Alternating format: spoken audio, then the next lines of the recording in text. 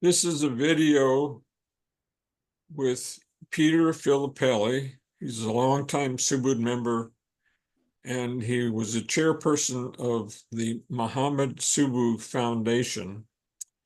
And he's been a friend for many, many years. One of the first people I met when I came to Subud. So, Peter, can you start by telling us what was your life like before you came into Subud? What a question. Can I remember that far back? You know, I've been in Subud since 1960. Yeah. But prior to that, I was a law student, and I just took the bar exam, I think.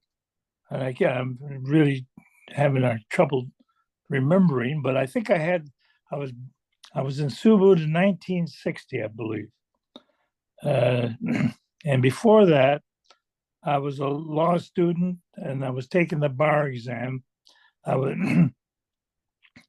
I see, and that's when I first heard about Subud was through Harun Taramina. He owned the Vagabond Bar in San Francisco on O'Farrell Street, and he introduced me to Subud.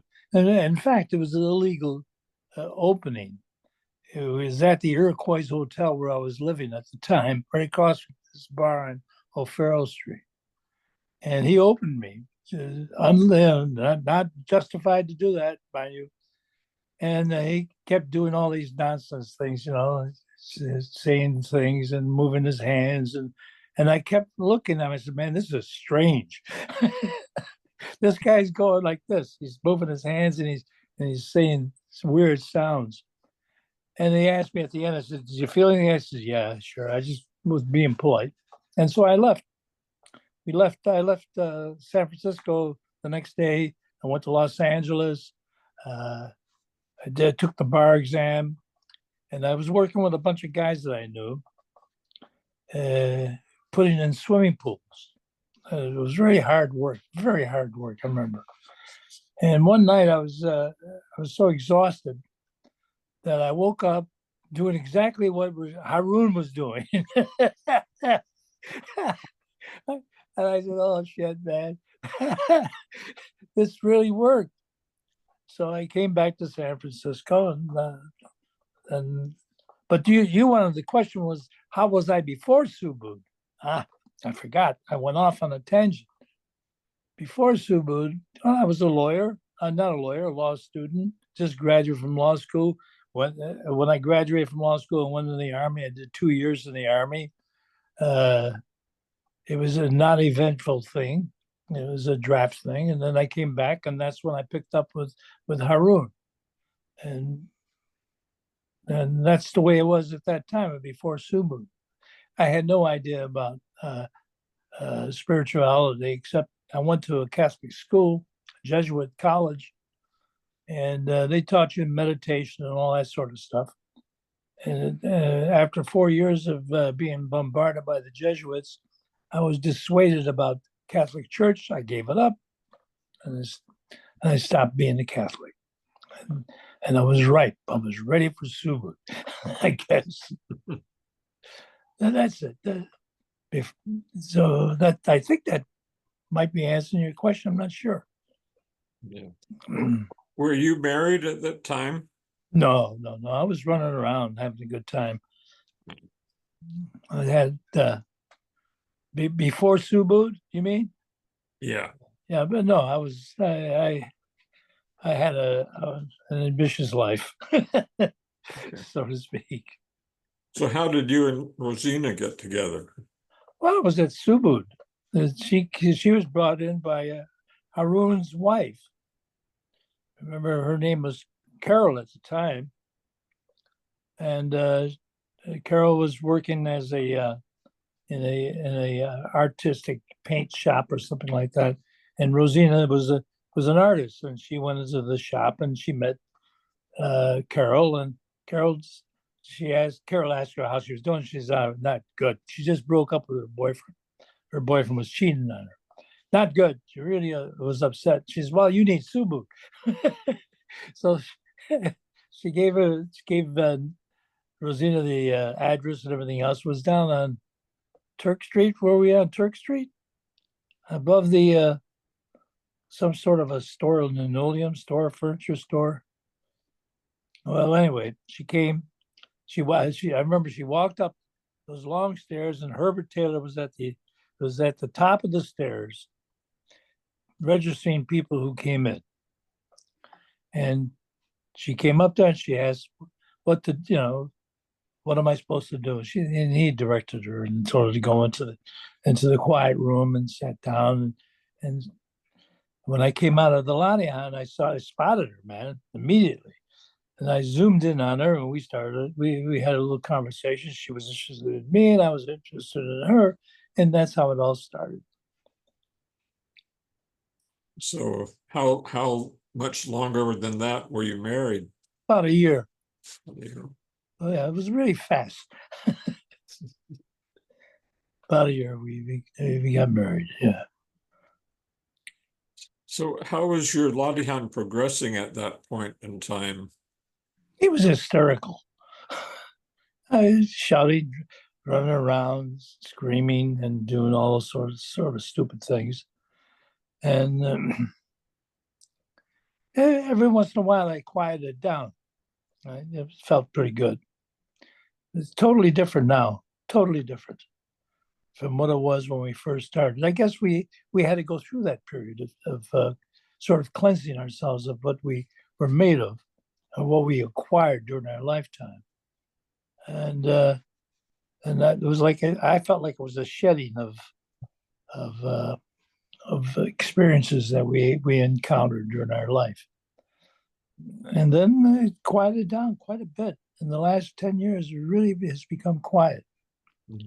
I very seldom make a noise. Totally, almost silent, but very nice. So after your opened house, soon after that, were you able to meet Bapak?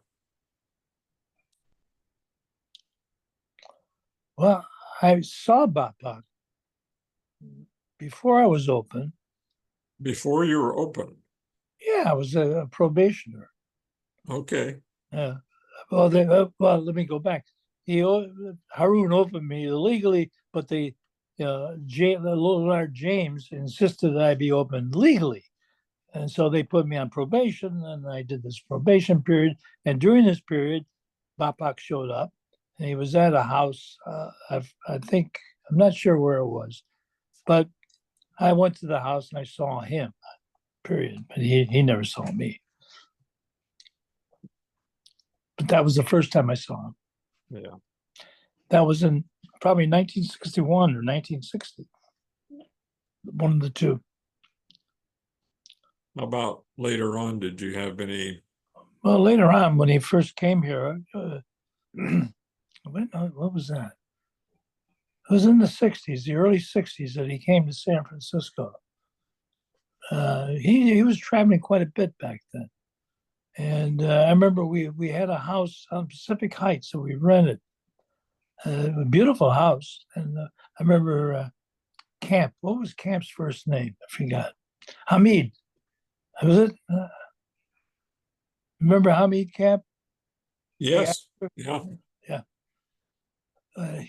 He was there. I remember him being there. The whole group was there. We were cleaning up the house, getting it ready for Bapak. That was it. And we really, really went at it. In fact, the reason I remember Hamid Camp is because he was in the shower with a toothbrush, scraping the tiles, man. He was really getting it clean. And well, that was the real first time I ever met him. Was then. What kind of an effect did he have on you when you met him? Well, I don't remember. I was in awe of him, because of what he brought, the Subud thing. I remember we sat around quite a bit with him in the living room at this house. And one thing I remember is that There's a gentleman from South America, a doctor, and he was sitting there smoking a cigarette. And he was sort of arrogant, if I remember correctly. And Bapak looked at him and says, who's smoking the cigarette? And the guy looked at him and dumbfounded. What do you mean? He says, are you smoking the cigarette, or is the cigarette smoking you? That this, for some reason, this is something I remember of that meeting. But otherwise, was I in awe? I was in awe of him. I was very impressed with Bapak, the way he talked, the way his mannerism, uh, his love for people and for us particularly. Do you remember Bapak saying anything about UFOs at that time? No, not at all. I remember one meeting, I think it was in 1963, and it wasn't Bapak, but I think Usman came and sat in that group, and someone asked him about UFOs, and he said that Bapak said something to the effect that if I told you what they were, you wouldn't be able to sleep at night. Do you remember? Oh, I remember that. Yeah, I remember that. Yeah. I remember that. I remember them saying that, Usman. Yeah. But he never told us. Right. And he went to his grave with the secret.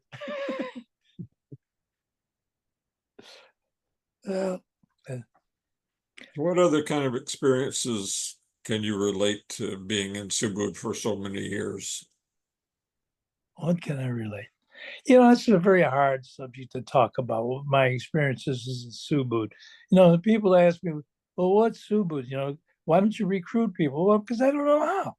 I don't know how to explain Subud to people. And it's very difficult. And I guess maybe that's why we've never grown.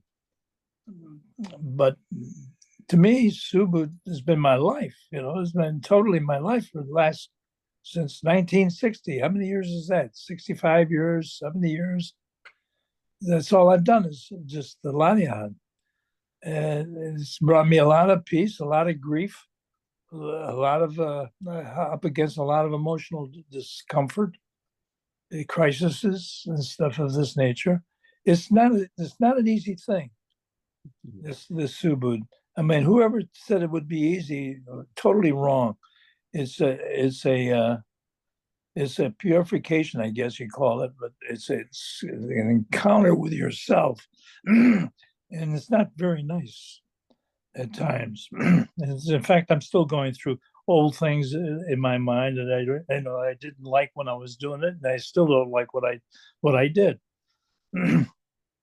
So it's like, I guess, getting to know your mistakes. I guess that's what it is. And but most important is to accept it and just let it go. That is the difficult part, is to let them go and not be a persistent pain in the ass. Yeah. Strike the word pain in the ass. So how has your life been recently? Very good. I'm with Nancy, who is just wonderful. She's a wonderful lady. She has no interest in Subud, which is okay with me. And she's just the delight of my heart. We've been together for over 20 years, and we've been having a ball, traveling, doing this and doing that. But she even went to a Subud Congress in where was it, Mexico, someplace. Yeah. And she's very, very understanding about Subud. She gives me a lot of space about Subud. On Sundays, I go to Lania. She does a hike. Okay. That's her Lania. Yeah. And how is your Lanihan these days? I got to tell you, my Lanihans are great. I feel just terrific with my Lanihans today. I mean, I don't want to brag about it, but I'm not bragging. I'm just, you asked me a question, I'm telling you. Yeah. It's very quiet, very good. And as I was telling you earlier, I don't move around too much. I stand and I just stand there. I mean, most of the time I like to sit, and when everybody else is finished their lanyard and they all sit, that's when I feel that the lanyard is the strongest. When everybody's sitting and they're all quiet and they're not moving around, they're not singing, not doing this, not doing that. It's just quiet. And that to me is, man, the apex of the lanyard. So when you're quiet like that, is there something that you notice is going on that you can describe? Yeah, I always fall back on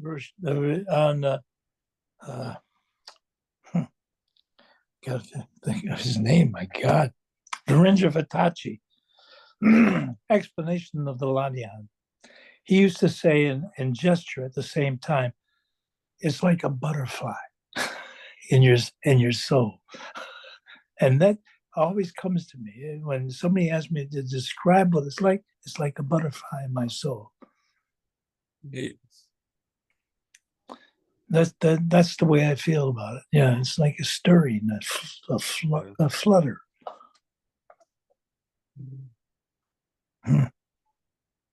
Yes. Any other experiences related to your Subud work? Well, you mean when I was a chairperson of the Muhammad Subud Foundation? Yeah, yeah. It was a lot of fun.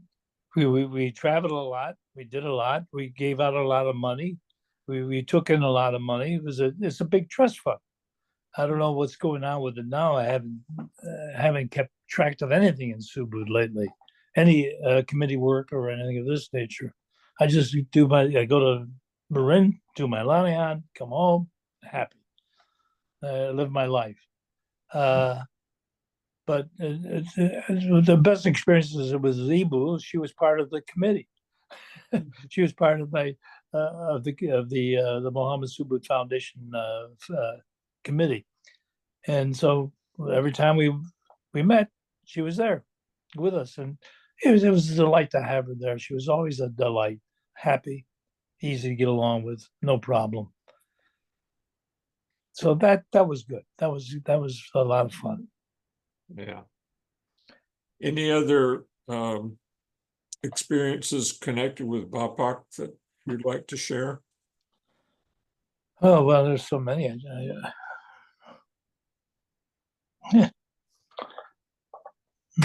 BAPAC stayed at your house? Yeah, he stayed at my house.